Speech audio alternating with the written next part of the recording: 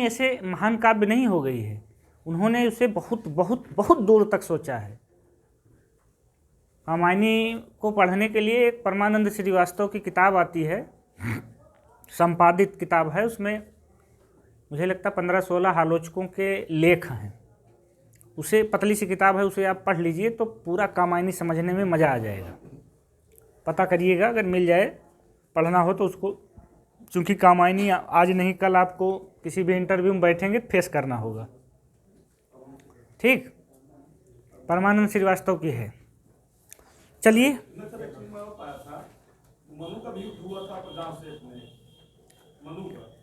मनु का युद्ध तो जाके वहाँ हुआ था जब जब ईड़ा के यहाँ जो है वो कब्जा करना चाहते थे, जबरदस्ती उसके साथ ब्याह करना चाहते थे, हथियाना चाहते थे। तब जो है सारस्वत प्रदेश में नाम उसका रख दिया था उन्होंने, सारस्वत प्रदेश। तो वही चीज उनके विनाश का कारण क्या था, उन्होंने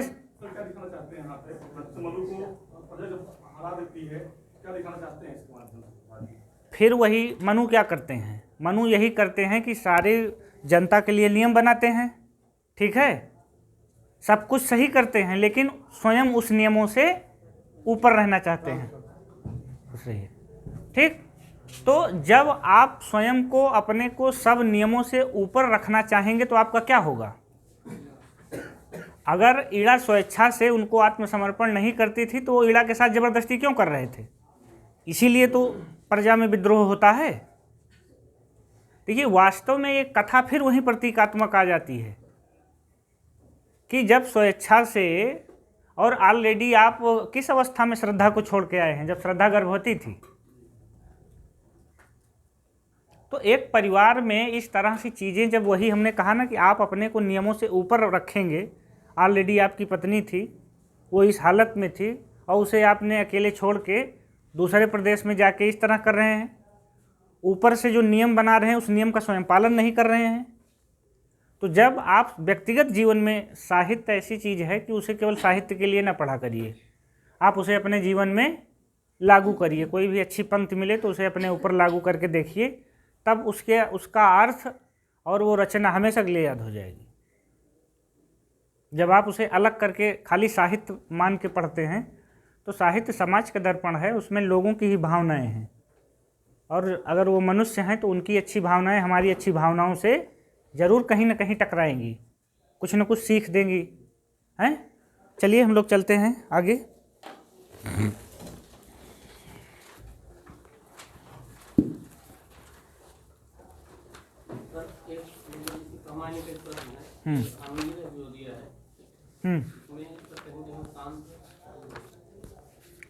नहीं, हमको जो मिला है, क्योंकि अब ये जान लीजिए हमको कहीं ना मिला होता तो हम लिखते ना। जो यम्मिक किताब चलती है उसमें देखिए, गोविंद पांडे कहाँ से लिखे हैं मुझे नहीं मालूम। गोविंद पांडे नहीं, ध्यान नहीं, आप कंफ्यूज हो रहे हैं, नहीं तो हमें तीनों चारों किताब पर पढ़े हैं। हाँ, नरेंद्र शुक्ल सरल और बच्चन वाले, किसी एक को मिला। मुझे जो मिला है, अब देखिए, हम आज भेज देंगे, आप भेज दीजिएगा, लेकिन ये है कि जितनी किताबों की चर्चा आप कर रहे हैं उतनी किताबें हमने भी पढ़ी है। मुझे नहीं लग रहा कि अगर मिला होता तो नोट ना होता। सर, इसके अलावा हमने दूसरा नहीं पढ़ा, इसीलिए कह रहे हैं। अब चलिए देखेंगे। हमको जो मिला है, हमको एग्जैक्ट याद है कि जो अवध यूनिवर्सिटी में यम सेकेंड ईयर की किताब चलती है हिंदी काव्य करके, ठीक, उस किताब में एकदम स्पष्ट रूप से लिखा गया है कि कामायनी का अंगिरस श्रृंगार है। उसी में हमको मिला था, बहुत बहुत प्रश्न मिले थे कि हिंदी का मेघदूत आंसू है, उसी किताब में था। उस किताब में ही मिला था कि निराला अनगढ़ पारस के भाली शिलाखंड है महादेवी। तो ऐसे कम से कम कितने प्रश्न बताऊं, बहुत सारे ऐसे प्रश्न हमको उस किताब से मिले थे। और वो किताब ऐसी हल्की फुल्की किताब नहीं है, ठीक। अब आप कहीं जहाँ शांत रस मिले, ये जो लाइन सर, आंसू ये विरहपूर्ण काव्य है। हाँ, विरहपूर्ण काव्य उसमें सब लोग लिखेंगे, चूँकि वास्तव में विरह, फिलहाल चलिए हम देख लेते हैं कहाँ। आंसू एक विरहपूर्ण स्मृति काव्य है। आचार्य शुक्ल ने इसे प्रसाद की प्रथम विशिष्ट गीत माना है। यही कह रहे हैं, कौन सा कह रहे हैं?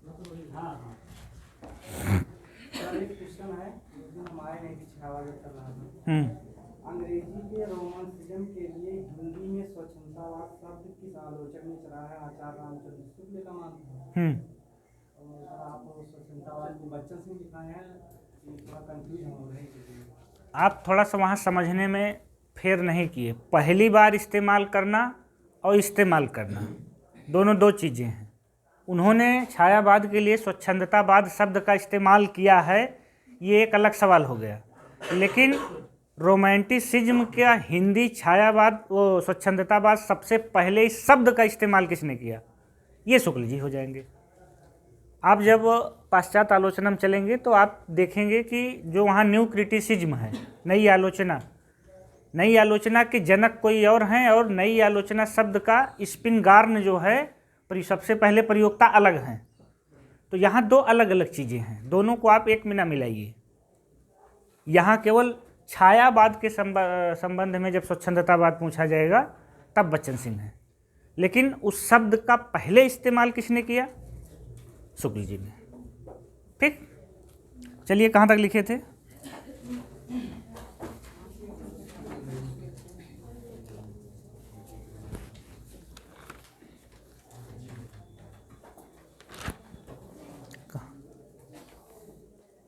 आंसू के बाद, अच्छा यहीं तक था। डॉक्टर नगेंद्र ने आंसू को खंड काव्य, अधिकांश विद्वानों ने उसे मुक्तकों का संग्रह, किंतु अपने वर्तमान स्वरूप में एक प्रबंध गीत जैसा है रामस्वरूप। यहीं तक था ना? चलिए आगे। प्रसाद जी ने सामान्यतः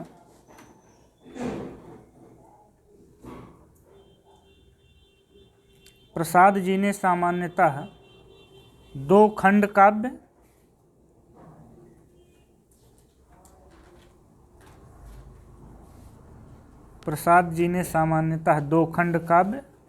ब्रैकेट में लिख लीजिए प्रेम पथिक, महाराणा का महत्व। अब यहाँ भी एक प्रश्न का लोचा है। जैसे डॉक्टर नगेंद्र के अनुसार होगा वैसे एक खंड काव्य बढ़ जाएगा, प्रेम पथिक, महाराणा का महत्व। यहाँ एक मिनट रुक के सुनिए आप पहले। चूंकि डॉक्टर नगेंद्र आंसू को खंड काव्य मानते हैं, तो जैसे डॉक्टर नगेंद्र के अनुसार आएगा तुरंत खंड काव्य कितने हो जाएंगे?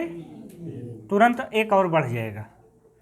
ये आपको अपने दिमाग में याद रखना है कि अगर नगेंद्र का नाम ले ले तो खंड काव्यों की संख्या 3 हो जाएगी। ये सर महाराणा शैली में पथिक और महाराणा कुछ कहीं हमने देखा जरूर था अतुकांत शैली में, लेकिन हमको नहीं लग रहा कि हम उस चीज़ को नोट किए हैं। अतुकांत के लिए सबसे ज़्यादा जो प्रसिद्ध रचना इनकी है वो लहर है, अतुकांत के लिए। इसीलिए उसे गीत काव्य का श्रेष्ठ उत्कृष्ट उदाहरण कहा जाता है, और हमने बताया था यही प्रश्न आया भी था। ठीक, आगे चलिए। दो खंड काव्य, ब्रैकेट बंद कर लीजिए, और एक महाकाव्य, ब्रैकेट में कामायनी की रचना की है। प्रसाद जी ने सामान्यतः दो खंड काव्य और एक महाकाव्य की रचना की है।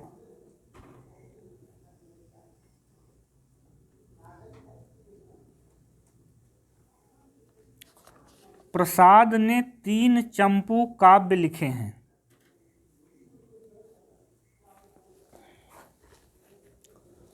प्रसाद ने 3 चंपू काव्य लिखे हैं। उर्वशी, चंपू व भ्रुवाहन।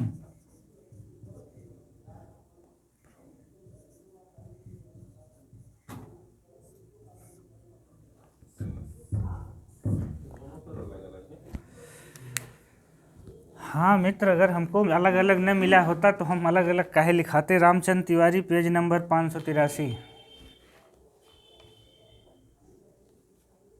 रामचंद्र तिवारी का जहाँ जयशंकर प्रसाद है ना, वहाँ आप उठा के देख लीजिए। चूँकि रामचंद्र तिवारी की किताब में लिखा है तो इतना हल्का फुल्का नहीं हो सकता। प्रसाद ने 3 चंपू काव्य लिखे हैं, उर्वशी, उर्वशी चंपू और वभ्रु वाहन। अगला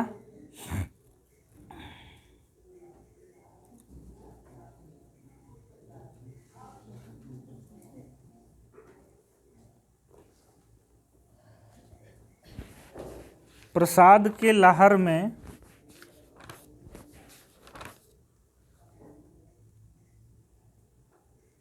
चार लंबी कविताएं संकलित हैं।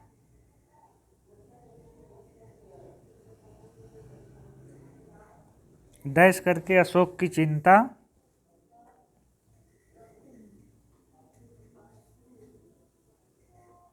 प्रसाद के लहर में 4 लंबी कविताएं संकलित हैं।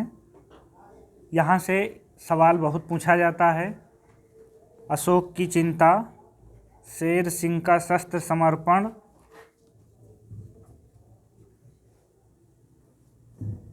पैसोला की प्रतिध्वनि,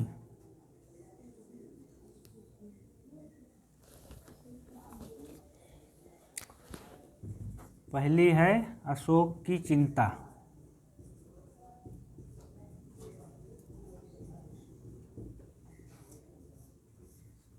दूसरी है शेर सिंह का शस्त्र समर्पण।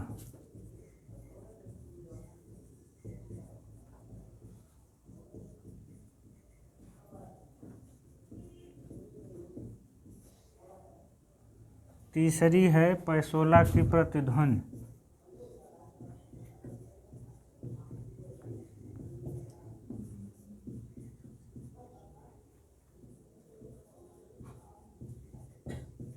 अंतिम है प्रलय की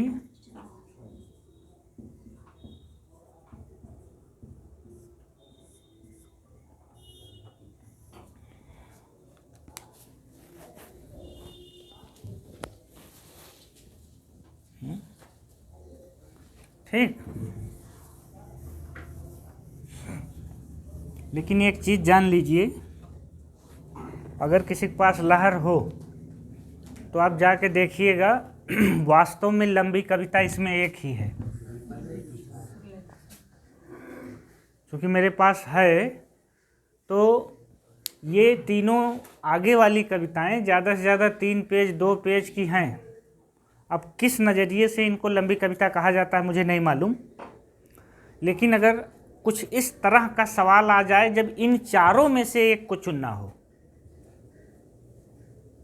मतलब ये लिखने की ज़रूरत नहीं है, ये आपको केवल जानने की ज़रूरत है कि अगर इन्हीं चारों को ऑप्शन में रख दे और इसमें से पूछ ले कि लंबी कविता कौन है, तो वास्तव में जो 6, 7, 8 पेज की सबसे लंबी कविता है वो यही आखिरी वाली है। ठीक, ये जानने के लिए है, कोई बाकी हम लोग ये जान रहे हैं कि उसमें 4 लंबी कविताएं हैं। अगला पॉइंट,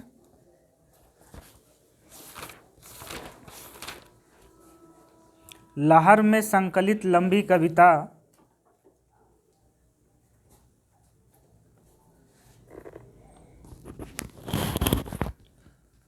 लहर में संकलित लंबी कविता प्रलय की छाया में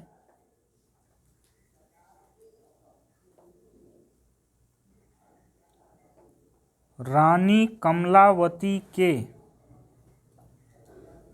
ये सवाल कहीं पूछा गया है, प्रलय की छाया में रानी कमलावती के स्त्री मन के, रानी कमलावती के स्त्री मन के द्वंद्वों का विश्लेषण है।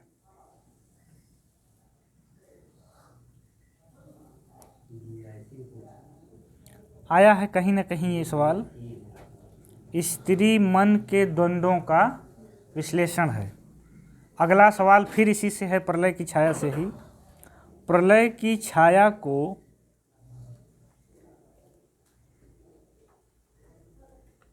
प्रलय की छाया को जीवन की अनेक रंगीन संध्याओं की, प्रलय की छाया को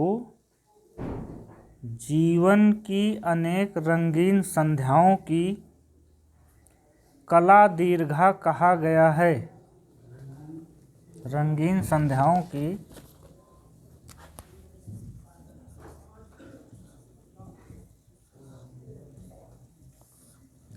कला दीर्घा कहा गया है।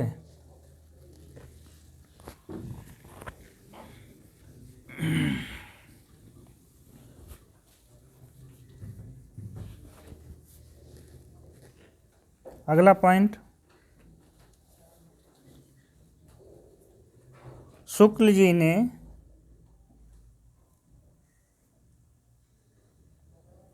छायावादी काव्य को शुक्ल जी ने छायावादी काव्य को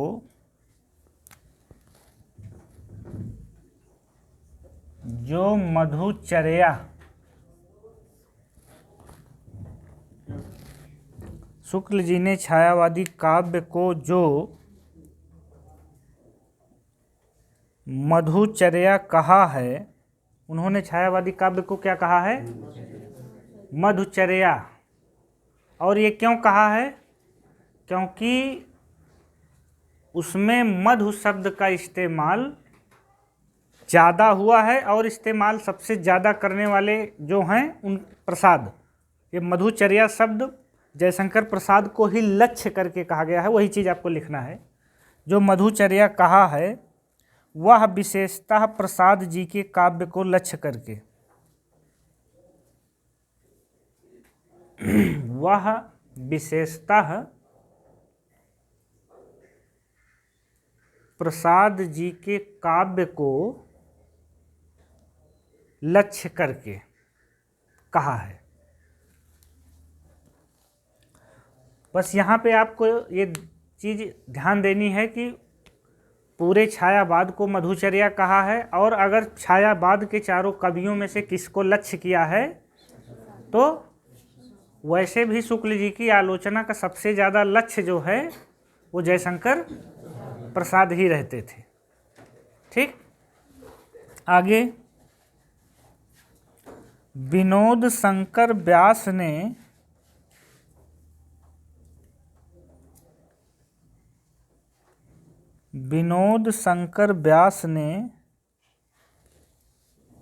आंसू को कामायनी महाकाव्य का अंकुर माना है। विनोद शंकर व्यास ने आंसू को कामायनी महाकाव्य का अंकुर माना है।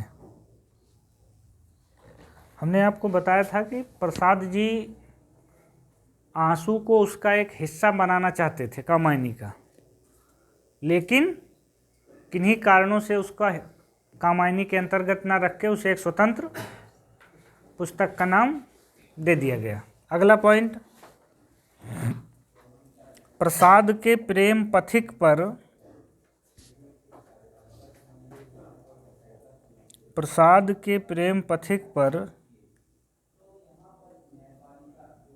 गोल्ड स्मिथ के हर्मिट का प्रभाव माना जाता है।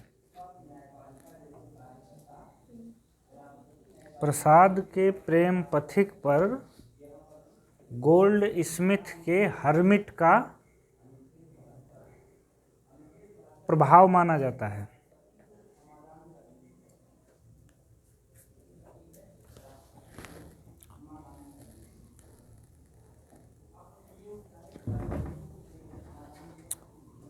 डॉक्टर बच्चन सिंह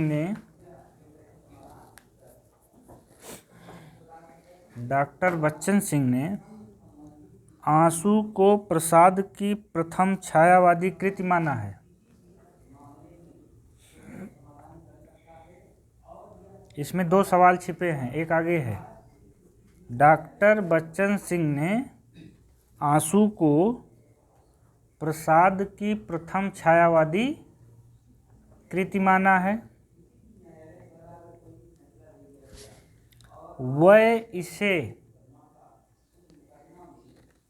ये एक अलग सवाल हो जाएगा, वह इसे ना प्रबंध काव्य मानते हैं ना खंड काव्य,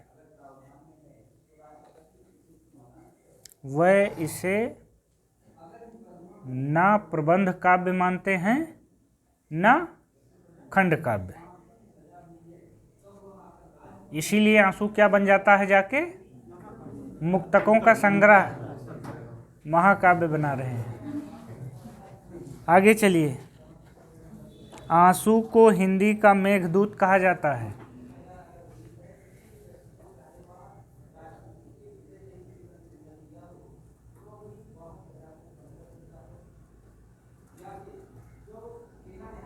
आपका सवाल यहाँ आ गया है, वो जो पूछ रहे थे आप, अभी आगे लिखना है। आंसू को हिंदी का मेघदूत कहा जाता है। अगला पॉइंट, प्रसाद ने सौंदर्य को चेतना का वरदान कहा है।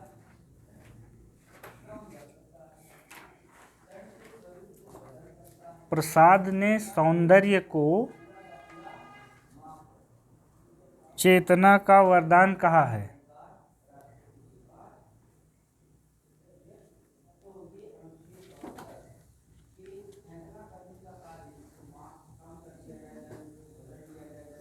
प्रसाद ने सौंदर्य को चेतना का वरदान कहा है। अगला सवाल, स्वच्छंदतावाद शब्द का सर्वप्रथम प्रयोग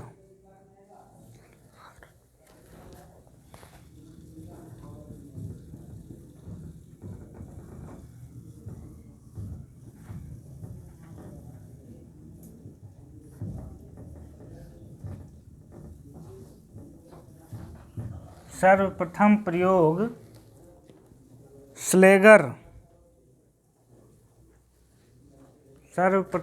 प्रयोग स्लेगर ने किया।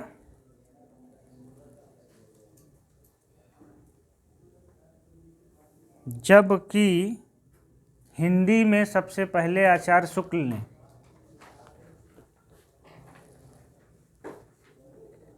आपको ये जानना है कि स्वच्छंदतावाद जो है, पाश्चात्य विद्वानों में जर्मन विद्वान स्लेगर और भारत में आचार्य शुक्ल, या हिंदी में आचार्य शुक्ल।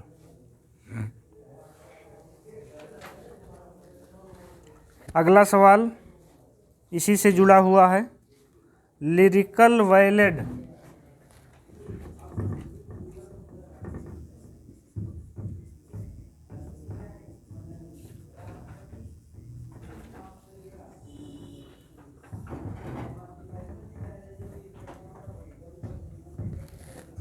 कौन बताएगा? लिरिकल बैलेड, धैर्य रखो, सवाल मेरा सुन लो त्रिपाठी जी। हमें पता है आप जो बता लेंगे उसको हम नहीं पूछेंगे। मुझे ये जानना है लिरिकल बैलेड कितने संस्करण में आया था?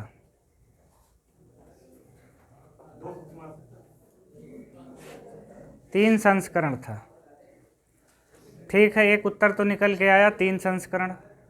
दूसरा सवाल ये है कि उस तीनों संस्करण में से किस संस्करण को स्वच्छंदतावाद का घोषणा पत्र कहा जाता है? ये सवाल आपका सही है। ठीक, दूसरा आया था 1900 में। फिलहाल हम इसको तीनों को लिखवा देंगे, लेकिन अभी यहाँ ये पूरा पॉइंट लिख लेते हैं। लिरिकल में आप यहाँ चाहे द्वितीय संस्करण लिख भी सकते हैं, आप समझने के लिए। जैसे हम सेकंड बना दिए हैं, तो इसके कुल 3 संस्करण थे। अच्छा, एक सवाल तो छूट ही गया, लिरिकल बैलेड किसने लिखा था? 2 लोगों का था, वर्डवर्थ और कॉलरिज का। अकेले वर्डवर्थ का नहीं था। पहला संस्करण जो था वो वर्डवर्थ और कॉलरिज दोनों का था, लेकिन जो मशहूर हुआ, जो प्रसिद्ध हुआ, वो सेकंड वाला था, जिसको लिखा था वर्डवर्थ ने। और इसको हम और कैसे जोड़ते हैं इसी को देखकर, इसी से प्रेरणा लेकर पंत ने पल्लव की लंबी चौड़ी भूमिका लिखी थी, जिसे छायावाद का घोषणा पत्र कहा जाता है। वर्डवर्थ का ये जो लिरिकल बैलेड है ये काव्य संग्रह है, काव्य है, और उस काव्य को लिखने के पहले उन्होंने अपने के पहले काव्य का, जो उनके पहले का काव्य था, उसकी कमियों को खूब खिंचाई की है, खूब आलोचना की है। यही काम पंत ने पल्लव की भूमिका में किया है। उन्होंने रीतिकालीन, आपने अगर कहीं पढ़ा होगा तो पल्लव की भूमिका किसके विरुद्ध लिखी गई है? रीतिकालीन कविता के विरुद्ध, रीतिकालीन छंद व्यवस्था के विरुद्ध, रीतिकालीन अलंकार, विधान, प्रतीक, विधान, बिंब, विधान जितना है वो सब रीतिकाल के विरोध में लिखा गया है। तो पल्लव के जो संबंध जुड़ते हैं वो लिरिकल बैलेड सेकंड से जुड़ते हैं, और सेकंड का लेखक वर्डवर्थ था। ठीक, समझ गए मामला? चलिए आगे इसको लिखिए। लिरिकल बैलेड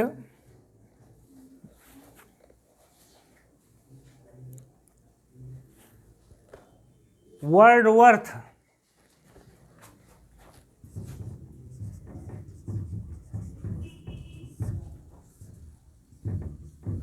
ब्रैकेट में चाहे कर लीजिए, लिरिकल बैलेड वर्डवर्थ की भूमिका को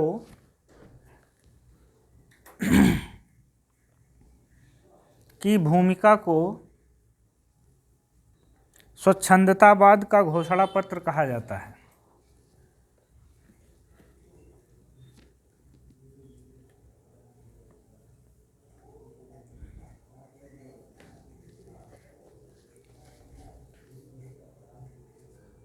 की भूमिका को स्वच्छंदतावाद का घोषणा पत्र कहा जाता है। लेकिन ये ध्यान रखना है कि ये घोषणा पत्र कहाँ के लिए है? अंग्रेजी साहित्य के लिए, हिंदी के लिए नहीं है। हिंदी के लिए घोषणा पत्र क्या आ जाएगा? पल्लव की भूमिका। आप ये भी ध्यान देंगे, आगे आएगा कि छायावाद की पहली जो पहचान बनाने वाले लेखक हैं वो पंत हैं।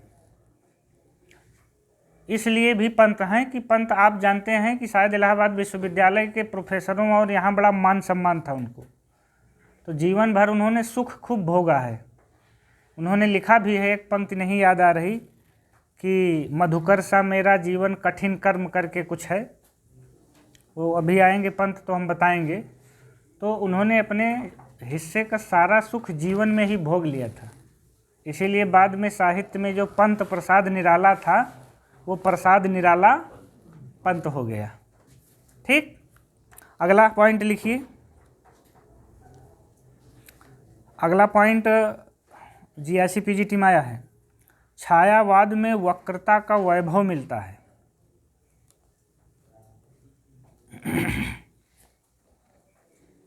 छायावाद में वक्रता का वैभव मिलता है,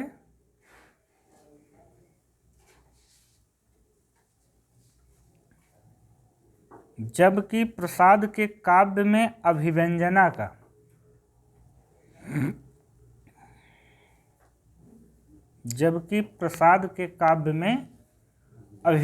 का वक्रता और अभिव्यंजना समझ रहे हैं क्या है? वक्रता तो कम से कम समझ ही रहे होंगे। ठीक, कथन कहने का ढंग, वक्रता अर्थात टेढ़ापन। ठीक, और अभिव्यंजना का मतलब अपनी बात अधिक से अधिक व्यंजना शैली में कहना, मतलब अभिधा और लक्षणा में कम, व्यंजना में ज़्यादा। तो सबसे ज़्यादा व्यंजना का प्रयोग अगर अपनी बात को लिए किया है तो वो प्रसाद ने किया। सबने किया है, ऐसा नहीं है कि किसी ने कम किया है, लेकिन पूरे छायावाद में जब बात आती है तो प्रसाद ने सबसे। अगला सवाल गवर्नमेंट डिग्री कॉलेज का है। यदि श्रद्धा और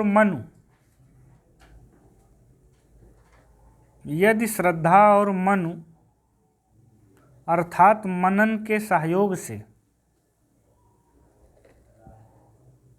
यदि श्रद्धा और मनु अर्थात मनन के सहयोग से मानवता का विकास,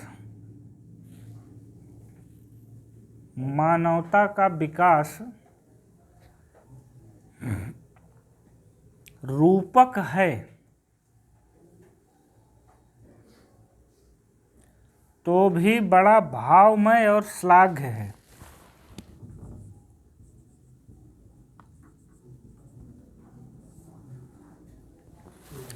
तो भी बड़ा भावमय और श्लाघ्य है।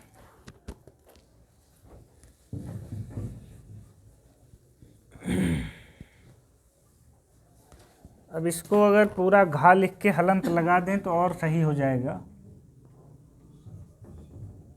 लो, बात वही हो गई। डैश करके लिखेंगे किसको, किसका कथन है ये? जयशंकर प्रसाद कामायनी की भूमिका से है।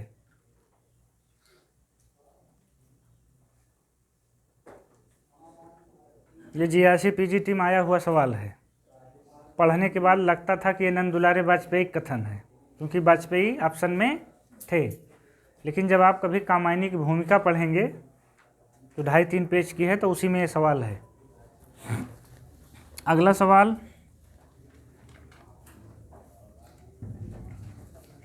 ये भी बढ़िया सवाल है। कामायनी में वर्णित जल प्लावन की घटना, देखिए बढ़िया सवाल ये भी है। कामायनी में वर्णित जल प्लावन की घटना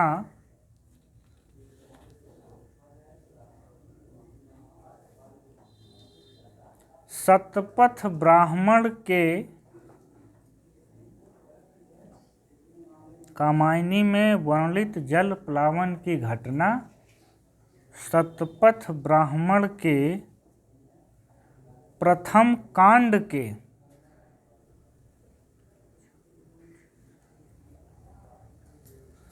प्रथम कांड के 8वें अध्याय से ली गई है।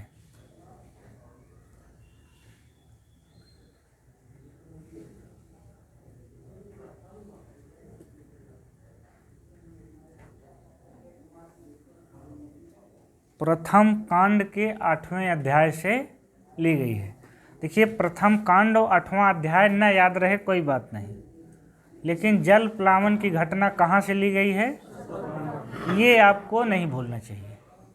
इतना लंबा हो सकता ना जाए, लेकिन ये बहुत छोटा सा सवाल बन सकता है कि ये जल प्लावन की घटना जिस पे कामायनी आधारित है वो किस ग्रंथ से ली गई है।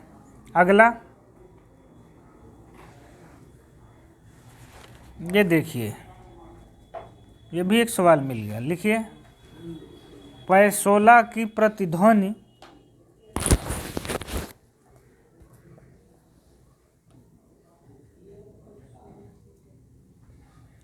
ये इस बार जब हम लिख रहे थे तो हम लहर की जब भूमिका पढ़ रहे थे तो उस भूमिका में था। ये लहर की भूमिका सवाल है, अच्छा सवाल है। पैसोला की प्रतिध्वनि स्वतंत्रता की रक्षा के लिए कटिबद्ध, पैसोला की प्रतिध्वनि स्वतंत्रता की रक्षा के लिए कटिबद्ध महाराणा प्रताप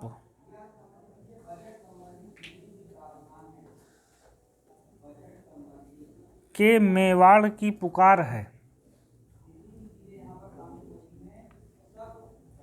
स्वतंत्रता की रक्षा के लिए कटिबद्ध महाराणा प्रताप के मेवाड़ की पुकार है।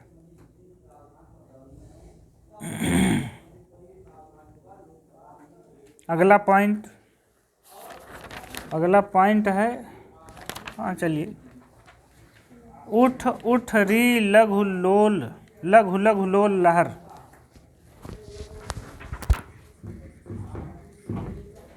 उठ उठ लघु लघु लघु दो बार है।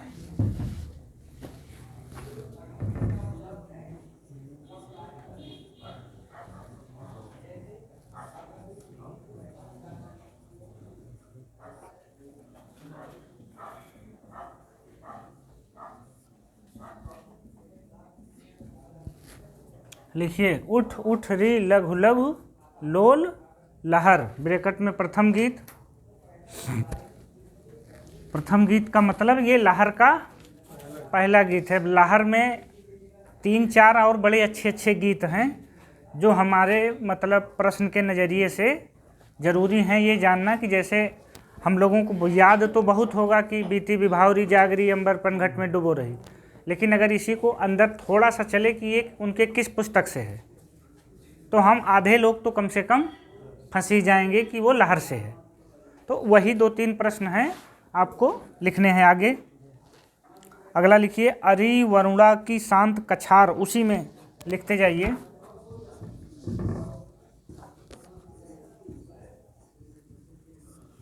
अरी वरुणा की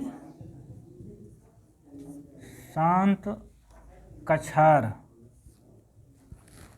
फिर अगला गीत है ले चल वहाँ भुलावा देकर। पूरी कविता सुन लें क्या?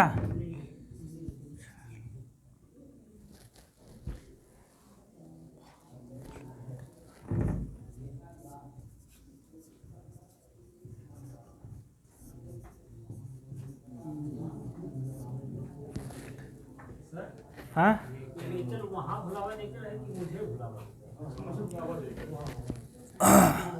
चूंकि लहर से लिखे हैं, गलत हो सकता है लेकिन मानेंगे हम तभी जब लहर हम दोबारा उठा के देख लेंगे।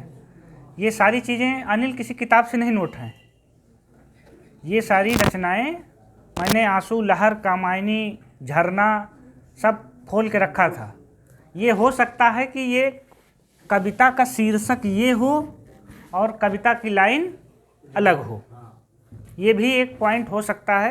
हालांकि अभी हम कमरे पहुंचने के बाद इसे आपको भेज देंगे।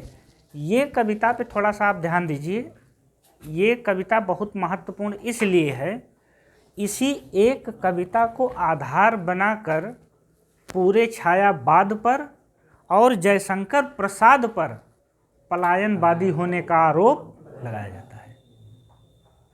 ये कविता इसलिए महत्वपूर्ण है जब ये कहते हैं कि ले चल मुझे भुलावा देकर मेरे नाविक धीरे धीरे, अंबर के कानों में गहरी निश्चल प्रेम कथा कहती हो। मतलब जबकि आप आर्यस चतुर्वेदी को पढ़ेंगे तो चतुर्वेदी जी ने बहुत तार्किक ढंग से इसका खंडन किया है। उन्होंने बहुत स्पष्ट लिखा है कि 1933 में ये आती है, लेकिन 1935 में कामायनी आती है और कामायनी में लेखक कहता है कर्म का भोग, भोग का कर्म, यही जड़ का चेतन आनंद। तो जो आदमी भोग से पहले कर्म की बात करता है उसे आप पलायनवादी कहोगे? ये अपने आप में विडंबना है। रामविलास शर्मा की आपको अगर परिभाषा याद हो तो वो साफ साफ कहते हैं कि ये मध्यवर्गीय कवि हैं और इसमें मध्यवर्गीय पराजय पलायन की भी प्रवृत्ति है। पलायन शब्द का इस्तेमाल उन्होंने किया है, तो उस पलायन के नज़रिए से ये कविता महत्वपूर्ण है। अगली कविता लिखिए बीती विभावरी जागरी।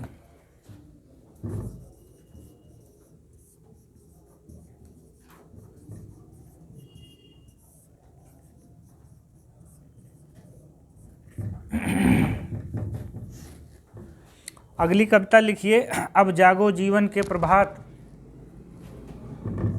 ये कक्षा 6 या 7 में है शायद।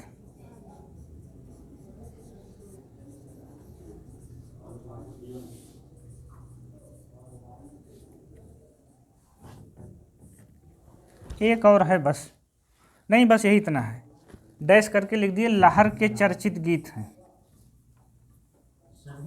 हाँ, सभी लहर के चर्चित गीत हैं।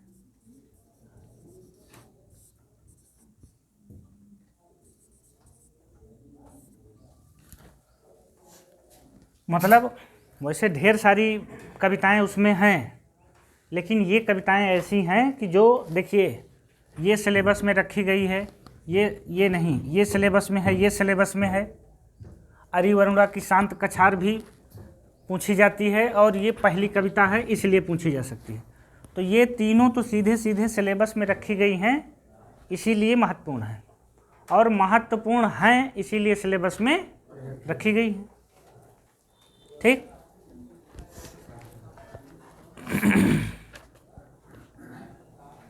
अब हमने रहस्यवाद हेडिंग डाल लीजिए। रहस्यवाद पे शुक्ल के और जयशंकर प्रसाद के 3-4 लोगों के कथन केवल रहस्यवाद पे लिखे हैं कि रहस्यवाद की परिभाषा क्या है, क्योंकि छायावाद को कई बार रहस्यवाद के अर्थ में भी लिया जाता है।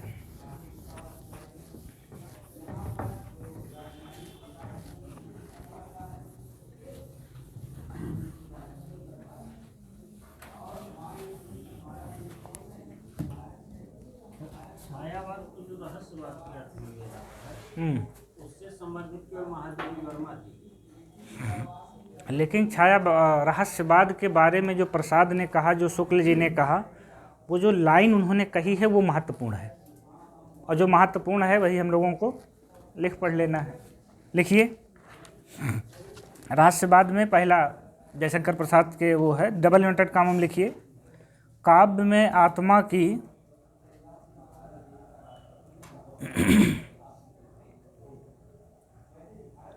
काव्य में आत्मा की संकल्पनात्मक मूल अनुभूति की, काव्य में आत्मा की संकल्पनात्मक मूल अनुभूति की मुख्य धारा रहस्यवाद है। मुख्य धारा रहस्यवाद है, डैश करके जयशंकर प्रसाद। वैसे भी पहचानने के लिए इसमें संकल्पनात्मक एक शब्द है कि ये इनके काव्य की परिभाषा में भी था, ये इनके इस परिभाषा में भी है। अगला शुक्ल जी का कथन है, चिंतन के क्षेत्र में जो अद्वैतवाद है, चिंतन के क्षेत्र में जो अद्वैतवाद है, भावना के क्षेत्र में वही रहस्यवाद है।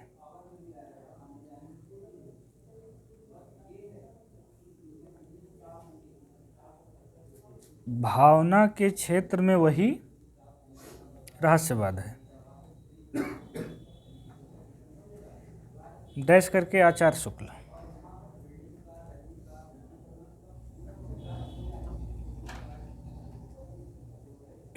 अगला,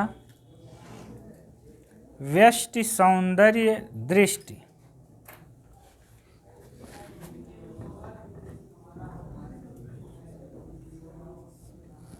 व्यष्टि सौंदर्य दृष्टि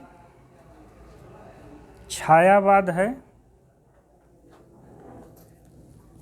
और समष्टि, ये दोनों क्या हैं?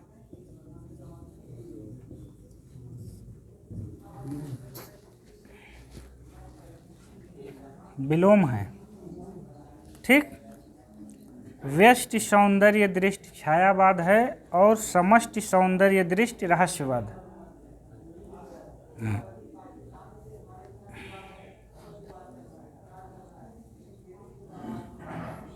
व्यष्टि सौंदर्य दृष्टि छायावाद है और समष्टि सौंदर्य दृष्टि रहस्यवाद है। डैश करके नंद दुलारे वाजपेयी।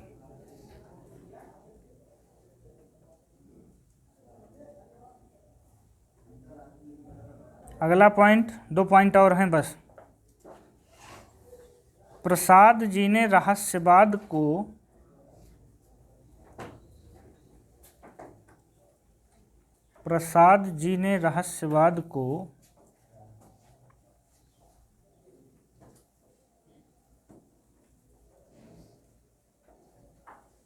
भारत की निजी संपत्ति माना है।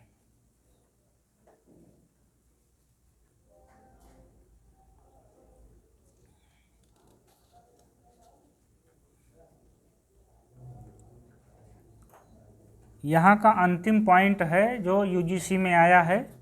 अच्छा सवाल है, और जब यूजीसी में है तो ये डिग्री और इंटर कॉलेज में भी बन सकता है। डबल इन्वर्टेड कॉमा में लिखिए, यथार्थवाद एक साहित्यिक दृष्टि है। यथार्थवाद एक साहित्यिक दृष्टि है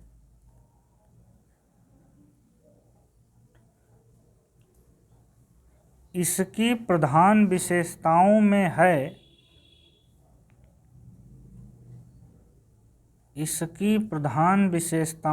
है लघुता की ओर साहित्यिक दृष्टिपात। इसकी प्रधान विशेषताओं में है लघुता की ओर साहित्यिक दृष्टिपात। डैश करके किसको लिखा जाए? किसका कथन है? जयशंकर प्रसाद। अगर आप नेट का पेपर सॉल्व किए होते तो आपको ये जरूर मिला होता। ये नेट में आया है और पांडे और मिश्र की किताब में 246 नंबर पेज पे है।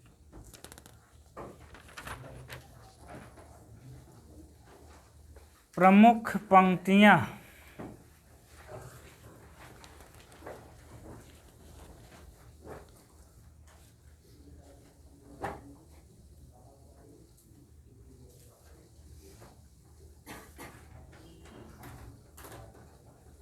सबसे पहले हम किससे लिखेंगे?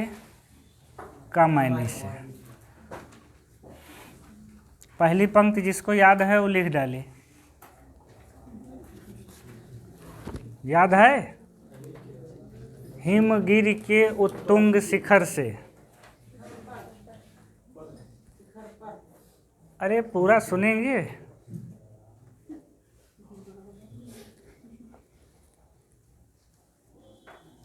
हिमगिरि के उत्तुंग शिखर पर बैठ शिला की शीतल छाह।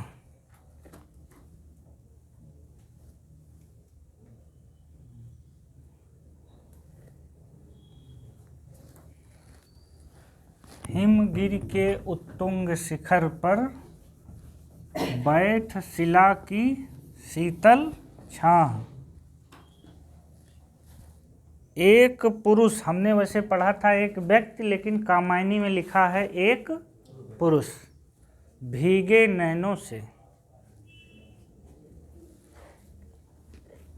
एक पुरुष भीगे नैनों से देख रहा था प्रलय प्रवाह। एक लाइन यहाँ तक होगी कि हिमगिरि के उत्तुंग शिखर पर बैठ शिला की शीतल छाह। एक लाइन खत्म हुई। दूसरी, एक पुरुष भीगे नैनों से देख रहा था प्रलय प्रवाह। डैश करके लिखिए कामायनी की प्रथम पंक्ति।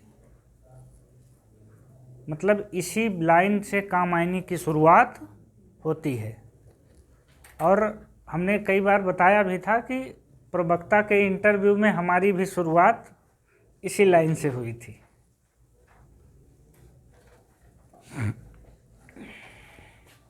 आगे, हाँ एक चीज़ और लिखिए।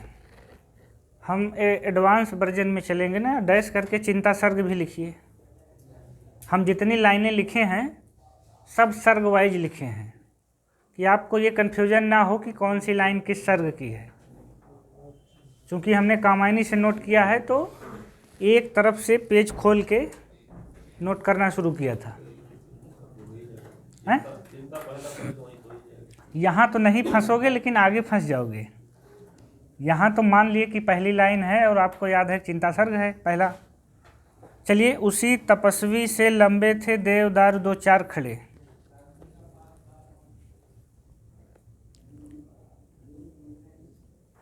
उसी तपस्वी से लंबे थे देवदारू दो चार खड़े। ये लाइन किस में पूछी जाती जानते हैं? अलंकारों में। और कौन सा अलंकार बनेगा? उपमा का उल्टा, प्रतीप।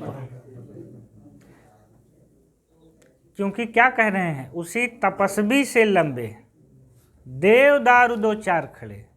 तो देवदारू छोटा वृक्ष नहीं होता, देवदारू बहुत बड़ा होता है। तो यहाँ उपमान को उलट दिया गया है। उतर नहाए जमुन जल ज्यों शरीर सम श्याम, मतलब गंगा का जल उनके शरीर के कलर के समान काला था।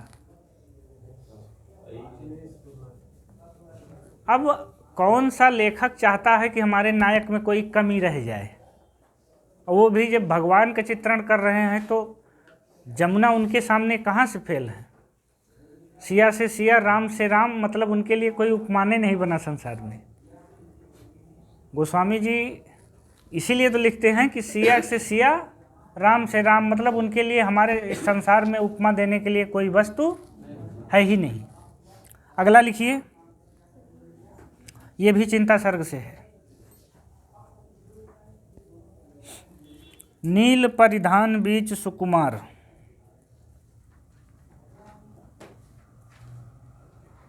बहुत लाइन नोट किए हैं, आप लोग परेशान हो जाएंगे। नील परिधान बीच सुकुमार, खुल रहा मृदुल अधखुला अंग।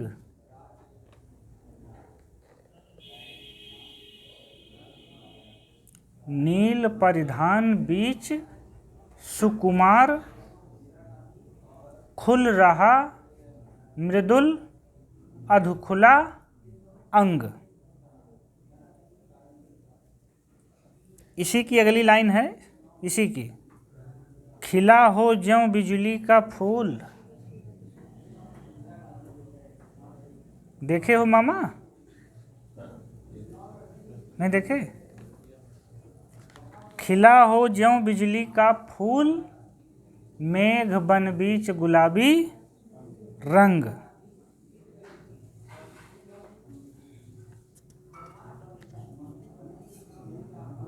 मेघ बन बीच गुलाबी रंग, डैश करके श्रद्धा सर्ग।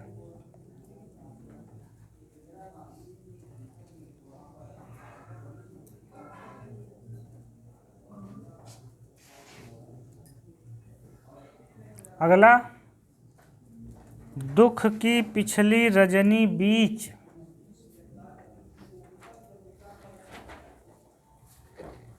दुख की पिछली रजनी बीच, विकसता सुख का नवल प्रभात।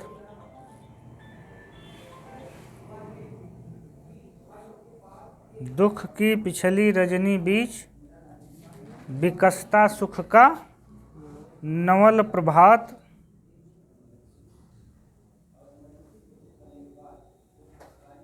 अगली लाइन, एक पर्दा यह झीना नील। हाँ, इसी की।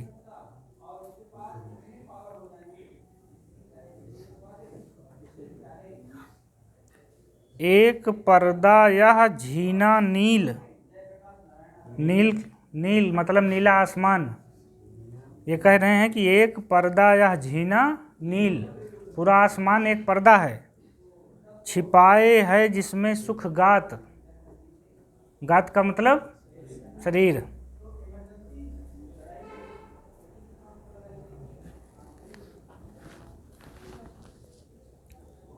एक पर्दा यह झीना नील, छिपाए है जिसमें सुख गात, डैश करके श्रद्धा सर्ग।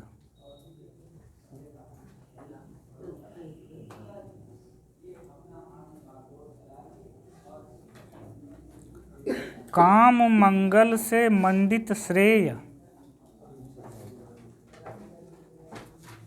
काम मंगल से मंडित श्रेय,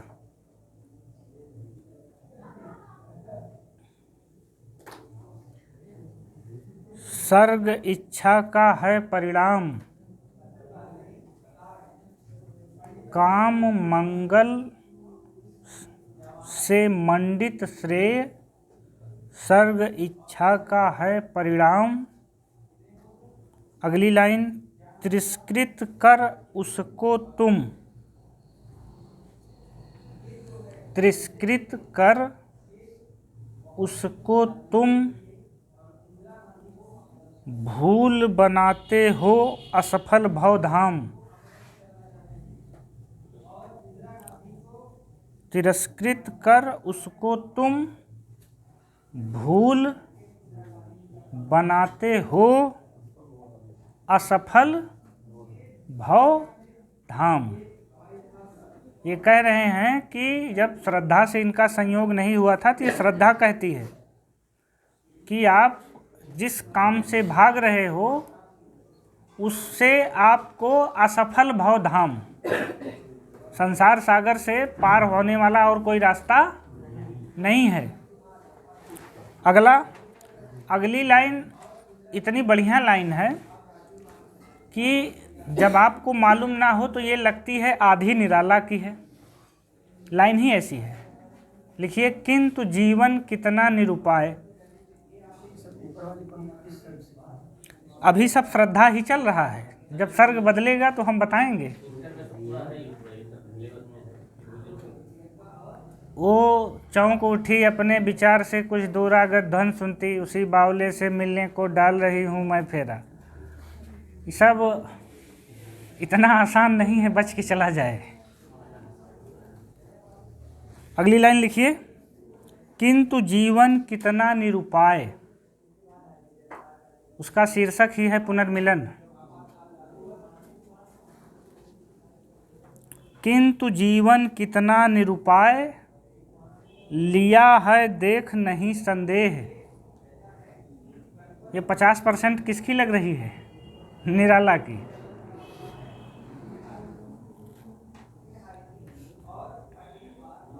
किंतु जीवन कितना निरुपाय, लिया है देख नहीं संदेह। इसी की अगली लाइन, निराशा है जिसका परिणाम।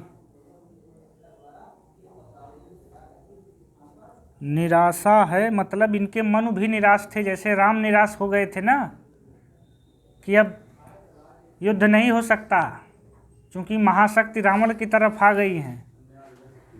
तब जामवंत कहते हैं कि दृढ़ आराधन से दो आराधन का उत्तर। और उसी के बाद ये लाइन आती है, शक्ति की करो मौलिक कल्पना, करो पूजन, छोड़ दो समर जब तक ना हो सिद्धि, हे रघु नंदन। तो ये कोई राम वाम बाहर के नहीं हैं, ये हर आदमी है कि उसे जीवन में निराशाओं का भी सामना करना पड़ता है और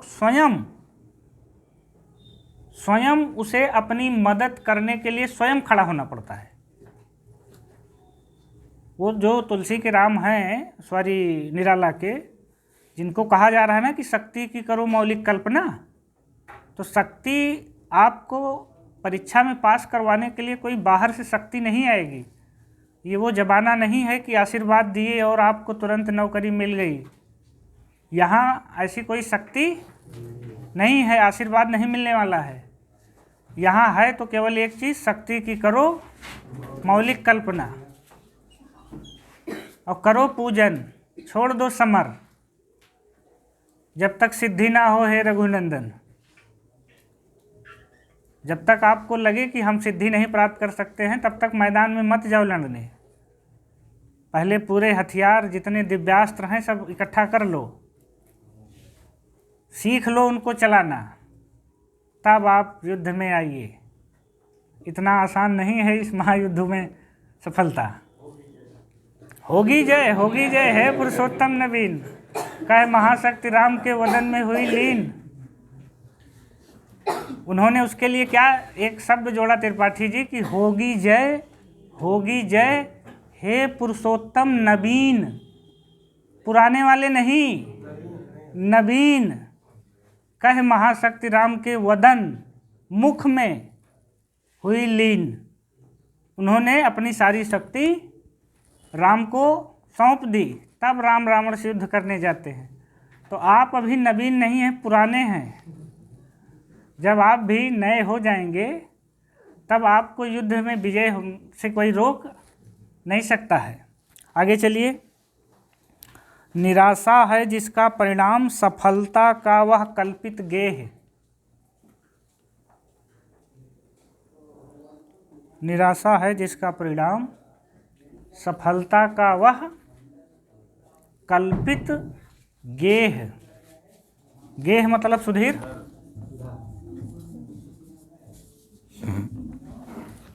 कल्पित गेह है, ये जान लीजिए। आगे अभी श्रद्धा सर्ग ही चल रहा है। कर्म का भोग, भोग का कर्म, ये ले चल मुझे भुलावा देकर वाली पंक्ति का जवाब है। कर्म का भोग मतलब आपको पहले क्या करना है, लेकिन हम चाहते क्या हैं, पहले कर्म का भोग, भोग का कर्म, यही जड़ का चेतन आनंद। मतलब इस जड़ प्रकृति में अगर आप आनंद लेना चाहते हैं तो पहले आपको कर्म करना पड़ेगा। समझ रहे हैं ना? पहले से ही सब आनंद ले लेंगे तब पीछे को भुगतेंगे। एक न एक बार तो भुगतना ही है, चाहे पहले चाहे पीछे। तो कर्म, इसीलिए जो पलायनवाद का आरोप इनके ऊपर लगता है, ये पंक्ति उसका जवाब है पूरी तरह से। खास करके जब कहीं आप डिस्क्रिप्टिव और इस पे आए और कहीं पलायनवाद आपको लिखना पड़ जाए तो ये पंक्ति आप उस उत्तर में लिख सकते हो कि उस व्यक्ति पे पलायनवाद का आरोप लगाना कितना ही गलत बात है। कि जो व्यक्ति अपने चरम कृति में सीधे सीधे कहता है कि कर्म का भोग, मतलब इन्होंने पहले कर्म कहा है।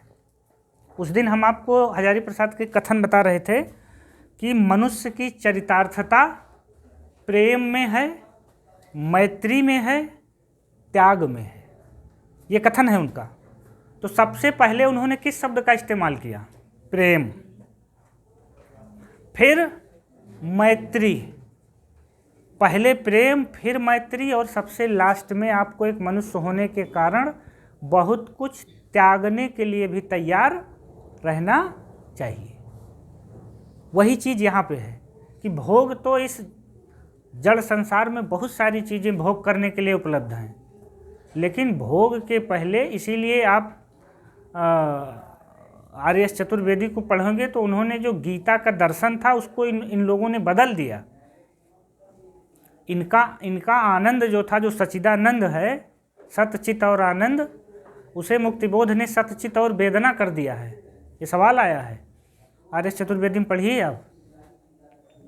ठीक, चलिए, नहीं पूरा नहीं होगा हम लोगों का।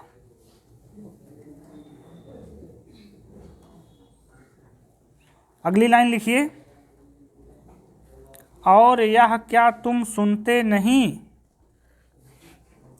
और यह क्या तुम सुनते नहीं, विधाता का मंगल वरदान।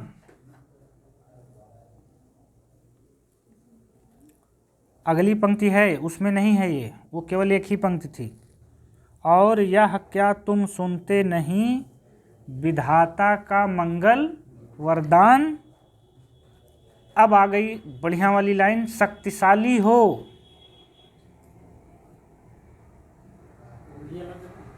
नहीं, ये इसी की है। शक्तिशाली हो, विजयी बनो, विश्व में गूंज रहा जयगान।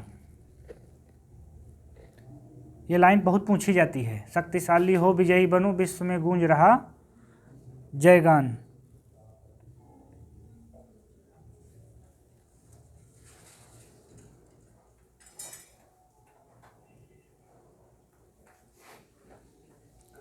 अगली लाइन, अभी सब श्रद्धा सर्ग ही चल रहा है। शक्ति के विद्युत कण, ये श्रद्धा सर्ग की अंतिम लाइन है शायद। शक्ति के विद्युत कण जो व्यस्त विकल बिखरे हैं हो निरुपाय। शक्ति के विद्युत कण जो व्यस्त विकल बिखरे हैं हो निरुपाय। इसी की अगली लाइन, समन्वय उनका करे समस्त, समन्वय उनका करे समस्त, विजयनी मानवता हो जाए।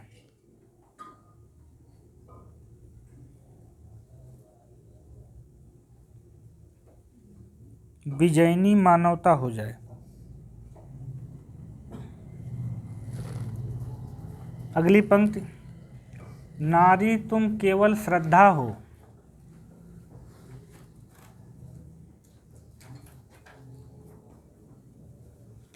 नारी तुम केवल श्रद्धा हो, विश्वास रजत नग पग तल में।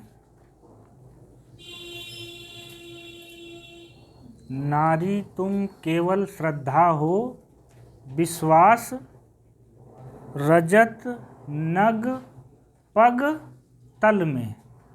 पीयूष स्रोत सी बहा करो।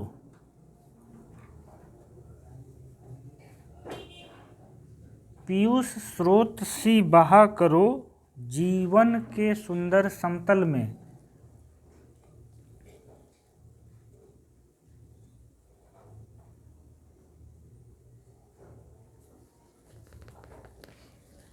श्रद्धा सर्ग।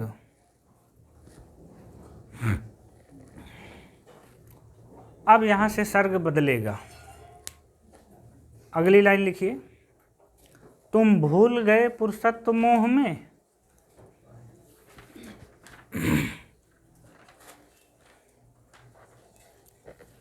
तुम भूल गए पुरुषत्व मोह में,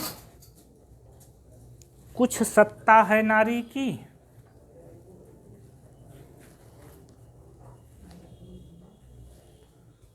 तुम भूल गए पुरुषत्व मोह में, कुछ सत्ता है नारी की। समरसता ही संबंध बनी, अधिकार और अधिकारी की।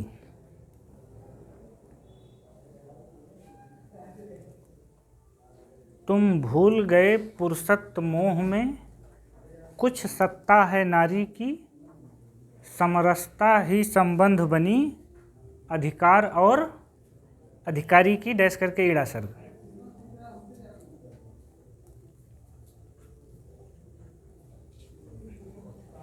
अगली पंक्ति हमारी बहुत फेवरेट पंक्ति है, बहुत अच्छी पंक्ति है, कहीं किसी भी मंच पे बोली जाने वाली है। कल भी हमने बोला था, मस्तिष्क हृदय के हो विरुद्ध।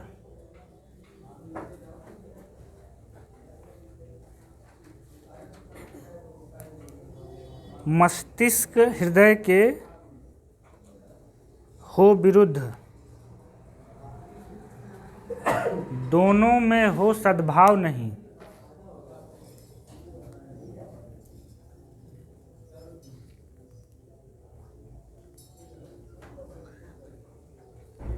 मस्तिष्क हृदय के हो विरुद्ध, दोनों में हो सद्भाव नहीं। वह चलने को जब कहे किधर, किधर नहीं कहीं। वह जब चलने को कहे कहीं,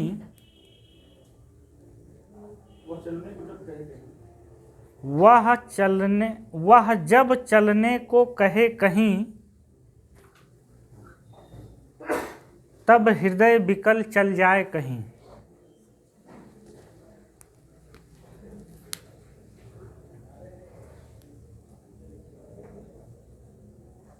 ईड़ा सर्ग।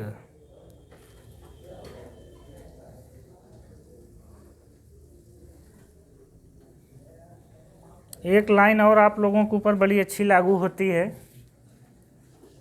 ठीक।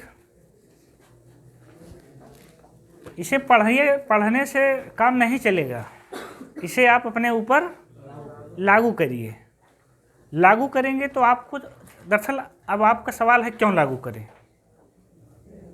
हम एक सवाल करें कि हम इसे अपने ऊपर क्यों लागू करें, तो उसका उत्तर ये होगा कि जब हम इसे अपने ऊपर लागू करेंगे तो हमें जीवन में आगे बढ़ने का संबल मिलेगा, ऊर्जा मिलेगी, नैतिकता मिलेगी, सकारात्मक सोच मिलेगी। जैसे मोबाइल, जैसे हर इलेक्ट्रॉनिक सामान बैटरी से चलता है, तो बैटरी चार्ज होती है। इंसान को भी चार्ज होना पड़ता है, लेकिन इंसान को चार्ज करने का तरीका विचार है, मोटिवेशन। जितना ज़्यादा से ज़्यादा हम आपको मोटिवेट कर ले जाएं, उसके बाद तो हर आदमी हनुमान है, लंका फांदने की शक्ति सब में है, बस ये है कि आप अपने को कब पहचानते कब हैं। कि हमारे अंदर बहुत सारे ऐसे लोग हैं कि उनसे कहिए तो कहेंगे नहीं यार हमारे तो बस की बात ही नहीं है, ये तो हमसे होगा ही नहीं। जब आप पहले ही मान लिए कि हमसे नहीं होगा तो फिर युद्ध में उतरने का कोई मतलब ही नहीं है। ठीक, अब देखिए ये लाइन क्या है और अपने ऊपर कैसे लागू होती है। लिखिए, अपनी दुर्बलता बल संभाल।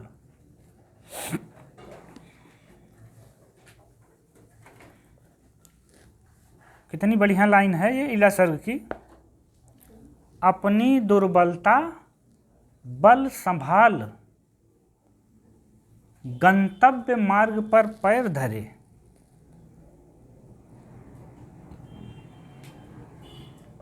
अपनी दुर्बलता बल संभाल, गंतव्य मार्ग पर पैर धरे। अब देखिए बड़ी खास खास चीजें आ रही हैं। मत कर पसार,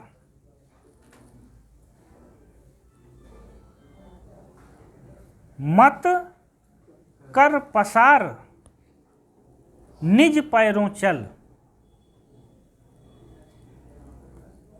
मत कर पसार निज पैरों चल, चलने को जिसको रही झोंक। चलने को जिसको रहे झोंक, उसको कब कोई सके रोक।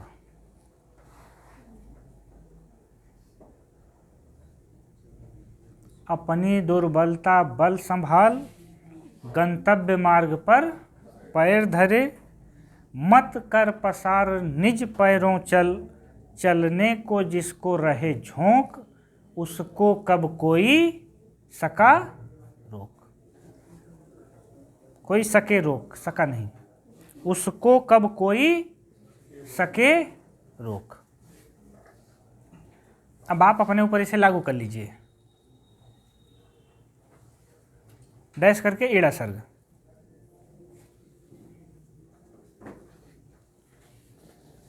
जो पुनर्मिलन इंटर में रखा गया है उसी की 2 लाइन अब लिखिए।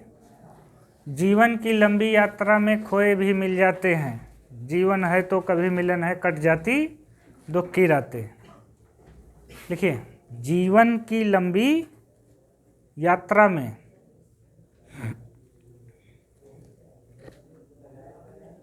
खोए भी मिल जाते हैं,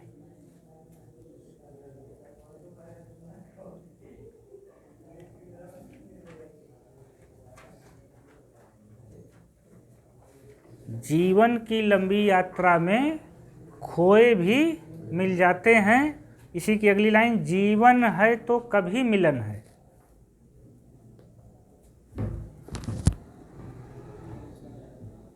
जीवन है तो कभी मिलन है, कट जाती दुख की रातें।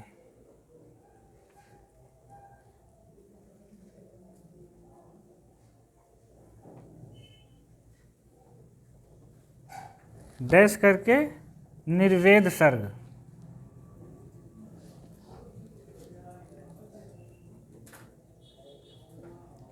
जब बहुत निराश हो तो यही 2 लाइन पढ़ लिया करो 4 बार।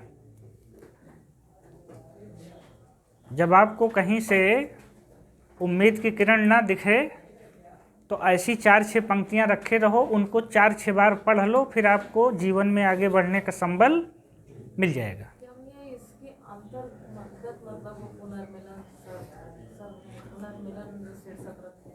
वो उसमें उस घटना का वर्णन किया गया है कि जब मनु घायल अवस्था में सारस्वत प्रदेश में पड़े रहते हैं, श्रद्धा जहाँ पे थी उसने एक स्वप्न देखा कि मनु किसी कष्ट में हैं, और उसी समय वो अपने पुत्र को, छोटे से कुमार या मानव को लेकर मनु को खोजने निकल पड़ती है। उसी घटना